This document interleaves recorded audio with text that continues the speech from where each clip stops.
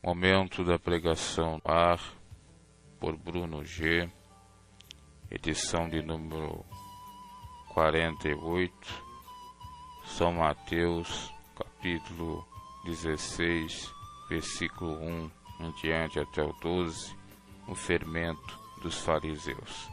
Leamos o texto sagrado. E chegando seus fariseus e os saduceus, para o tentarem, pediram-lhe que lhes mostrasse algum sinal do céu. Mas ele respondendo disse-lhes: quando é chegada a tarde, dizeis, haverá bom tempo, que o céu está rubro. E pela manhã, hoje haverá tempestade, porque o céu está de um vermelho sombrio. Hipócritas, sabeis diferenciar a face do céu e não conheceis os sinais dos tempos? Uma geração má e adúltera pede um sinal, e nenhum sinal lhe será dado, senão o sinal do profeta Jonas. E deixando-os, retirou-se, e passando seus discípulos para outra banda, tinham-se esquecido de fornecer-se de pão. E Jesus disse-lhes: adverti e acautelai-vos do fermento dos fariseus e saduceus. Eles arrazoavam entre si, dizendo: é porque não nos fornecemos de pão? E Jesus, percebendo isso disse: por que arrozais entre vós, homens de pouca fé, sobre ou não vós terdes fornecido de pão? Não compreendeis ainda, nem vos lembrais dos 5 pães para 5.000 homens, e de quantas alcofas levantastes? Nem dos 7 pães para 4, e de quantos cestos levantastes? Como não compreendestes que não vos falei a respeito do pão, mas que guardasseis do fermento dos fariseus e saduceus? Então compreenderam que não do pão, mas da doutrina dos fariseus. Então Jesus, estando já no território de Magdala, possivelmente, chegou a ele os fariseus, fanáticos, catedráticos, seguidores, a rixa do judaísmo, os saduceus, que em oposição aos fariseus não criam na ressurreição dos mortos, não criam, melhor dizendo, em vida após morte. Vieram então a tentar Jesus, provar Jesus, indagá-lo, dizendo: mostra-nos algum sinal do céu. E Jesus respondendo disse: ora, quando é chegada a tarde, dizeis, haverá bom tempo, que o céu está rubro, está vermelho, ou em vermelhão, ou com vermelhão. E pela manhã, hoje haverá tempestade, porque o céu está de um vermelho mais sombrio. Hipócritas, mentirosos, falsos, não sabeis diferenciar a face do céu e não conheceis os sinais dos tempos? O que Jesus estava falando? É que os sábios fariseus, que tinham conhecimento, alguns deles inclusive de o que hoje é chamado de meteorologia, né? O estudo, análise do tempo, naquela época não existia isso, e era feito através de algumas práticas costumeiras, né? Tanto é que isso é percebível quando aqueles magos vão seguir a estrela para adorar o menino Jesus. Eles tinham conhecimento de astrologia, dos astros. Então naquele tempo se media ou sabia um pouco acerca do tempo, por meio dos astros, por meio das crendices, dos costumes. Não tinha, né, como hoje em dia, tem uma certa, até muito maior precisão do que na época, com relação ao Cronos, ao tempo, se vai chover, se não vai, se vai vir um temporal ou não. Então eles percebiam por conta dos fenômenos naturais ou por meio de algum astro, alguma coisa que de maneira até mística lhe mostrasse. E eles entendiam, tanto os fariseus como os saduceus, só que não entendiam os sinais dos tempos, os sinais do novo tempo, da nova era, do Novo Testamento, que era o próprio Jesus, que era o Filho de Deus, que ali estava dentre eles. Esse era o maior sinal. Eles sabiam se ia chover ou se não ia. Eles sabiam se ia dar temporal, dia bom, dia ruim, mas não sabiam que estavam diante de um novo tempo, de uma nova era, porque o Filho de Deus ali estava, o Messias que tanto eles queriam. Olha que terrível é a cegueira espiritual, o sujeito não compreender a realidade.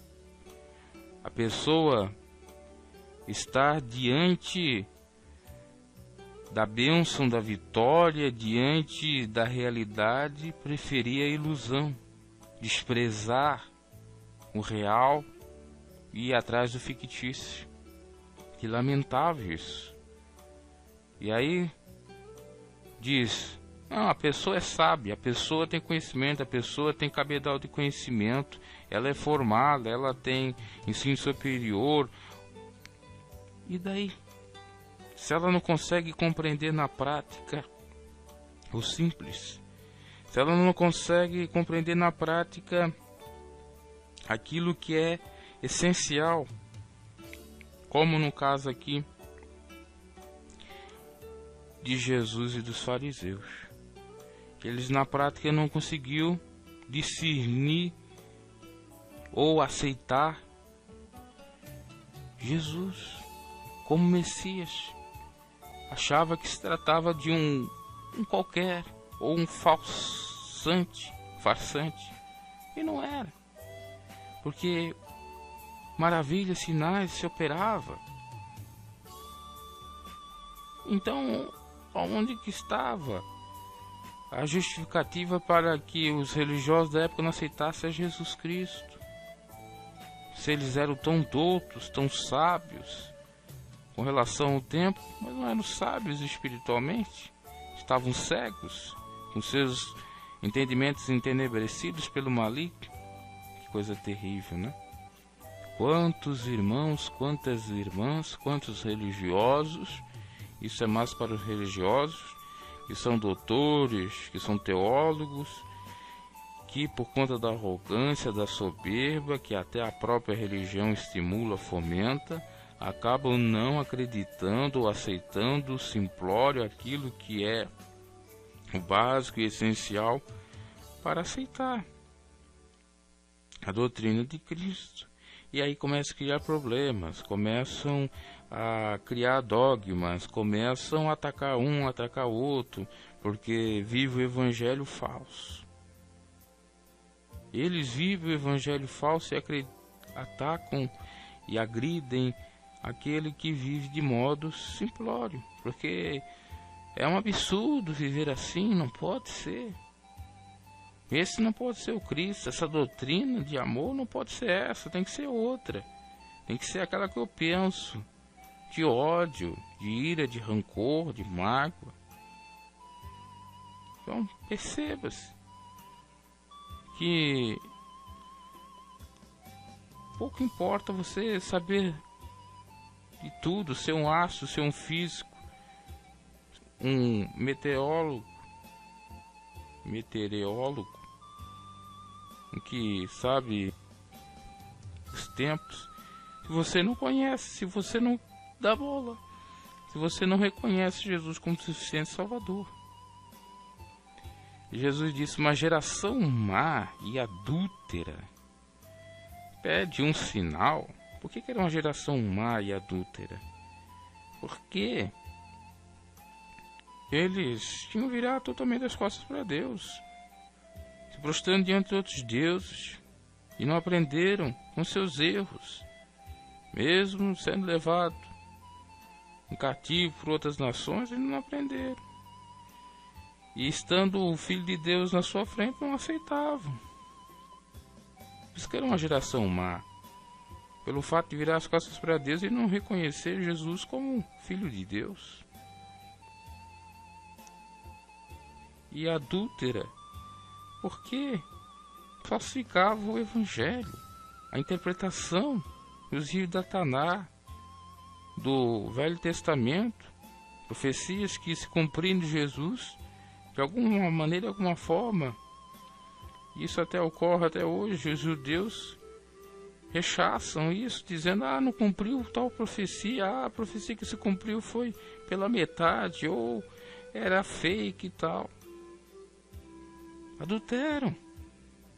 A Bíblia chega a falar também com relação ao adultério, que aqueles que amam o mundo são adúlteros e adúlteras, porque o amor do Pai não está nele. Aquele que quer ser amigo do mundo constitui-se inimigo de Deus. Agora, aquele que quer ser amigo de Deus constitui-se inimigo do mundo. E o que você quer ser? E o mundo não se refere só às pessoas que estão afastadas de Cristo, mas aquelas que dizem também que estão com Cristo. Diz respeito aos religiosos, ao mundo religioso, que está adulterado, falsificado, porque prega e vive um falso evangelho, e ainda perde um sinal, tem a petulância. Estão vendo o óbvio, rejeitam o óbvio, e ainda pedem um sinal. São hipócritas, são arrogantes. Jesus então responde dizendo: nenhum outro sinal será lhe dado, senão o sinal do profeta Jonas. E deixando-o, se retirou. Por que o sinal do profeta Jonas?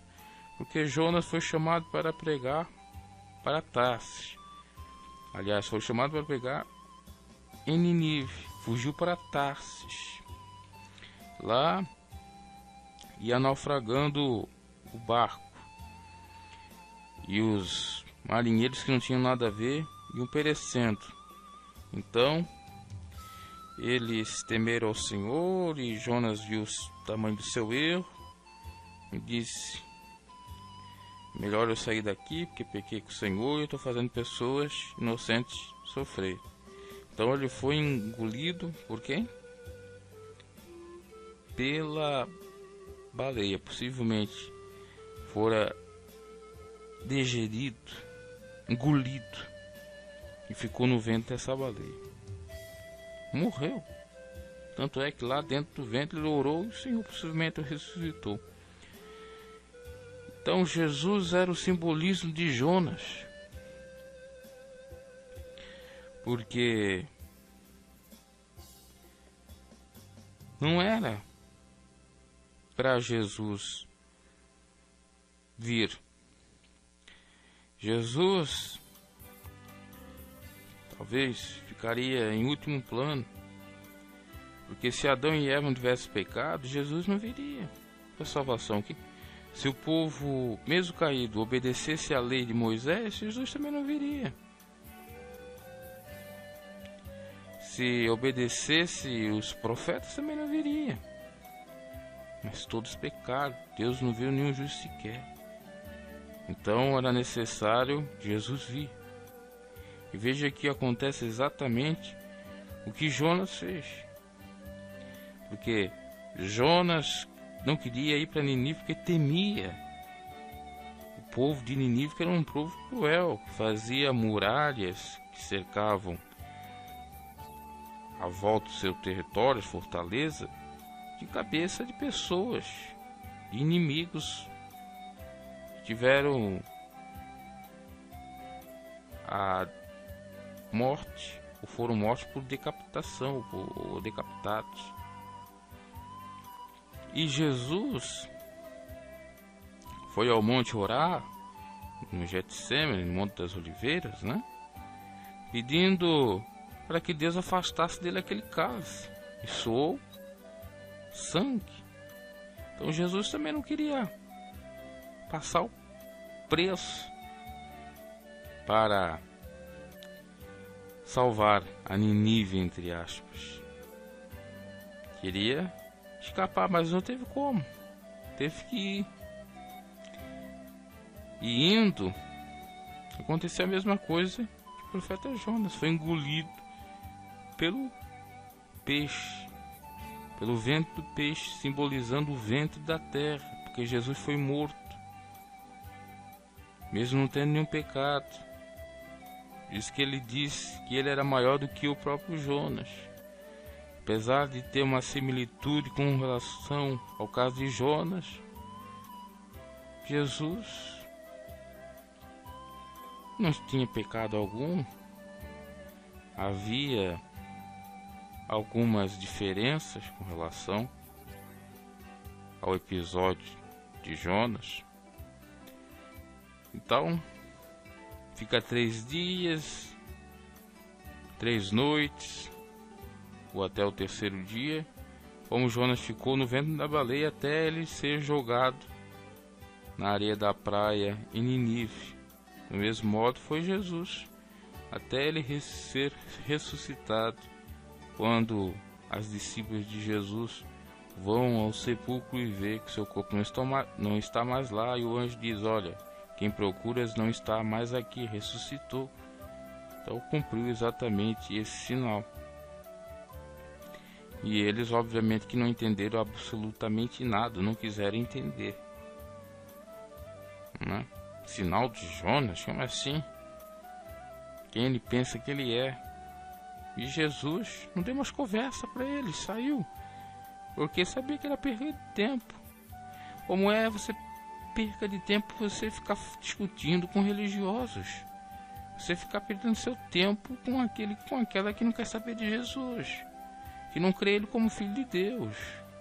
Perdeu tempo com os judeus, por exemplo, dos dias odiernos, que dizem que as profecias não se cumpriram, que Jesus não era Jesus porque até o nome dele foi adulterado nas traduções da Bíblia.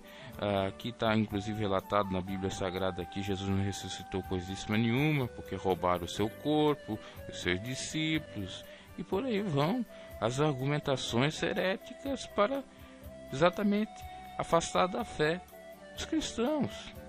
Então por isso é necessário cortar de vez o baraço, não dá crédito, porque senão você vai ser levado pelo vento da doutrina dos religiosos que não querem seguir a Cristo de fato.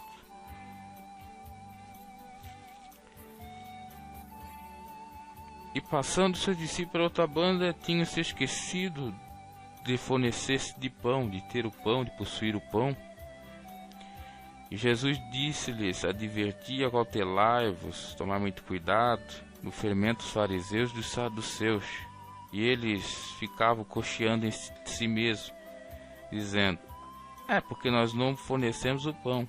Eles não tinham entendimento do que se tratava, do que Jesus estava de fato falando. Eles achavam que era algo material, corriqueiro aí, com relação ao alimento. Nada disso. Tanto é que Jesus vai esclarecer porque é mister revelar os mistérios aos seus pequeninos. E diz o seguinte: percebendo Jesus isso, disse: por que arrosais ou pensais entre vós, homens de pouca fé, sobre o vós não ter fornecido de pão? Não compreendesse ainda, nem lembrais dos 5 pães para 5.000 homens, enquanto vos levantasse? E aqui Jesus cita as 2 multiplicações de pães e de peixes. Eles ficavam, os discípulos se queixando acerca do pão. Não temos o pão. E Jesus já repreendeu também a pouca fé deles, porque eles queriam a segurança do pão. Temos pão aqui, nós temos alimento, então não temos que se preocupar. Eles não acreditavam na possibilidade do milagre extraordinário, que do nada pudesse vir comida. E muitos seguem a Cristo simplesmente de lábios e não de coração, porque não pensam dessa forma. Ter fé de fato é acreditar no impossível, no inimaginável. Pensamos nesse sentido, meus caros. E mesmo vendo os milagres, parece que a dúvida persiste, ou não só a dúvida, mas eu diria que a falta de fé mesmo, né? Verdade. Porque uma coisa é você ter dúvida, outra coisa é você ter pouca fé. E no caso deles era pouca fé.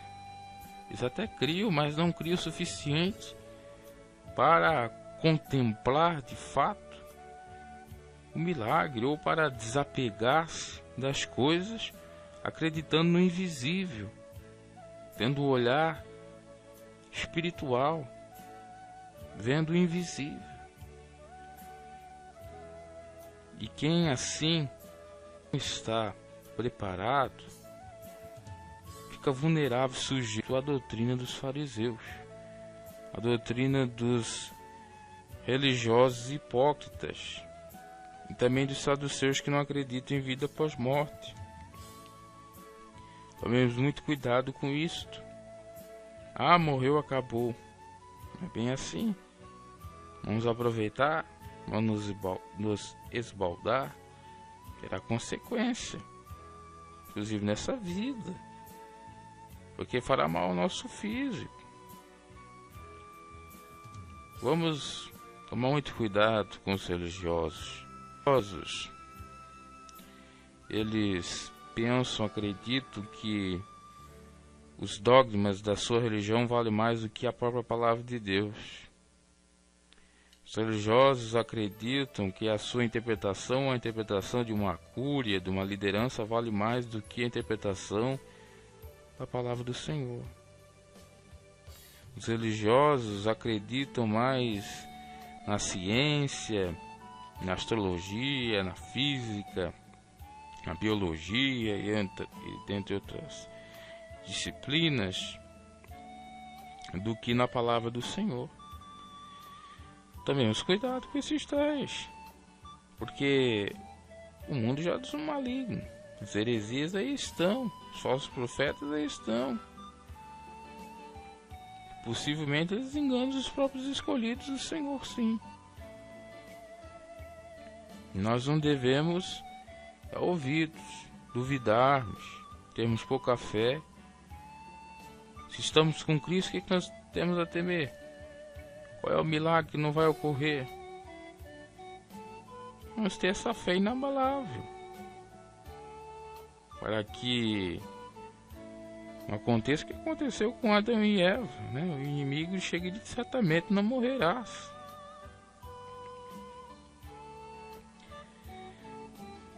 Como não compreendesse que vos falei a respeito do pão, mas que guardasseis do fermento dos fariseus e saduceus?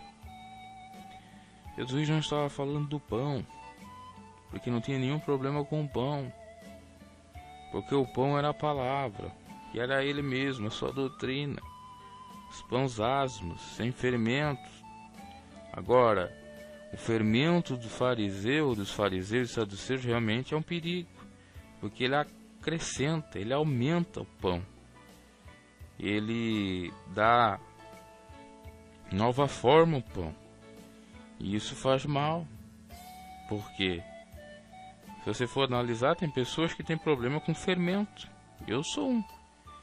Se eu comer alguma coisa com fermento, me dá geralmente alguma azia, alguma indigestão estomacal, um problema estomacal. E no mesmo sentido, Jesus está querendo alertar o seu povo, dizendo que o fermento fazia mal à sua vida ou à vida dos discípulos espiritualmente falando. E o fermento fariseu era não acreditar em Jesus como Filho de Deus, rejeitar a sua doutrina. O fermento dos fariseus era dar mais valor à lei, à tradição, do que à palavra do Senhor. O fermento dos fariseus era dizer: olha, faço o que eu digo, mas não faço o que eu faço. Seja hipócrita. Esse era o fermento dos fariseus.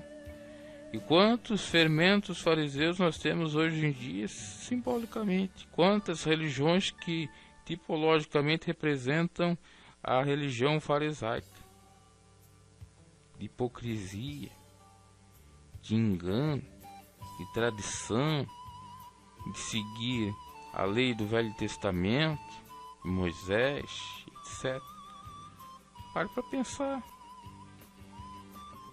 É para você acautelar desses tais que manda você guardar o sábado, que manda você confessar os seus pecados, que manda você pagar penitências, fazer preces a outros deuses, a ídolos feitos por mão de homens, que manda você fazer ofertas de animais, que mandam você, obrigam você a dar o dízimo, que mandam você repreender o próximo, mas pouco estão se lixando com aquilo que você faz, e por aí vai. Tomemos cuidado com esse fermento, porque um pouquinho de fermento pode levedar toda a massa. Só um pouquinho de nada, só uma brechazinha. E dos saduceus também, que não crê que há vida após morte, ou que existe a possibilidade de céu ou inferno, fica num estado imaginário, talvez de felicidade, não se tem tanta certeza. Quantos saduceus aí estão nos nossos dias? Pode representar aí a encarnação, pode representar aí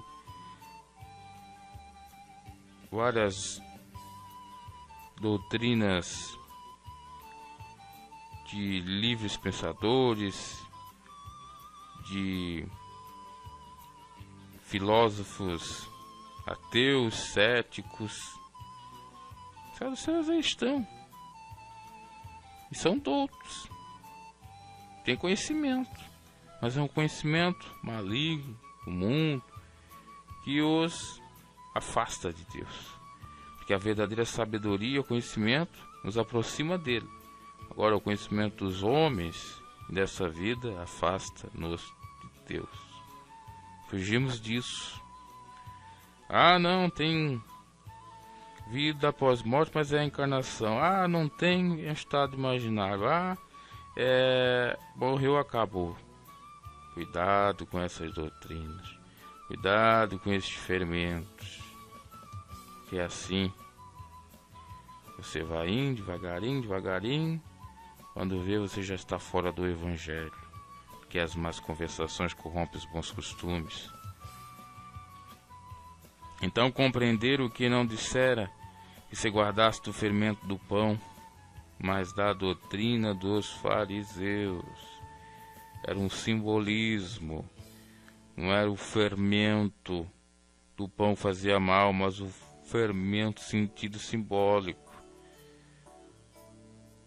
Guardemos das doutrinas dos fariseus, dos saduceus religiosos dos nossos dias, que nos acusam acusam, nos condenam ao fogo do inferno, porque não estamos de acordo com seus ditames, dogmas, porque não fazemos aquilo que se convencionou fazer como prática e costume da sua denominação.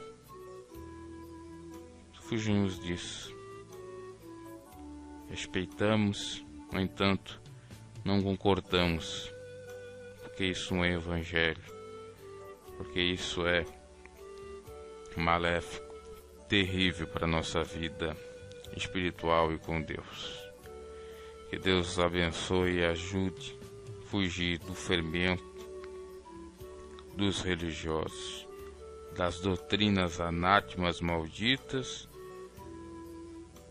dos religiosos fanáticos, alienados e não convertidos a Cristo de fato. Até a próxima.